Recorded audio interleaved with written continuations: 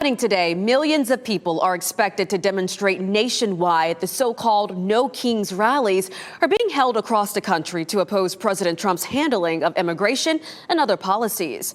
WRAL's Heidi Kirk is live on Capitol Boulevard for us this morning, where one of those protests will kick off shortly. Heidi.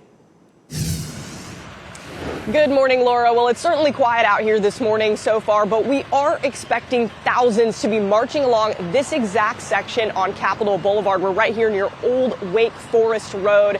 Now, of course, these are happening all across the Triangle region. In fact, we're expecting more than 15 protests across Raleigh, Durham, and Fayetteville, and other communities across our area. Now, organizers say this protest is expected to draw more than 2,000 people to town.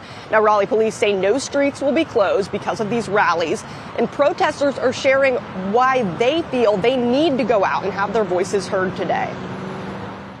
I swore an oath to a constitution, not necessarily a leader. And that constitution doesn't necessarily care about your feelings. So the rights laid out within that constitution are undeniable by our forefathers. So I'm looking forward to voicing that peer review to the country. And Laura, this is important advice for you. If you do plan to come out to these rallies, organizers say that no weapons of any kind, even ones that are legal, should be brought to any of these protests across our viewing area. Of course, we're going to stick in this area and bring you live coverage throughout the day. Heidi Kirk, WRAL News, live in Raleigh.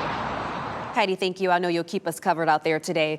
Protesters are also expected to gather in D.C. today. A military parade is planned there to celebrate the 250th anniversary of the U.S. Army. Today also happens to be the president's birthday. The celebration begins in about 25 minutes at 9:30, and the parade is expected to start at 6:30 this evening. We will see a massive display of power, including 7,000 soldiers, 150 Army vehicles, and more than 60 aircraft, including a parachute jump from the Army's Golden Knights. The total cost of the parade could be as high as $45 million. Leaders on both sides of the aisle have criticized the show of force for the cost and the optics. I'm most disturbed by the extravagance. Everybody else in the jungle knows, and we're aligned. I would save the money. On Tuesday, President Trump kicked off this week of military-centric events with a visit to Fort Bragg.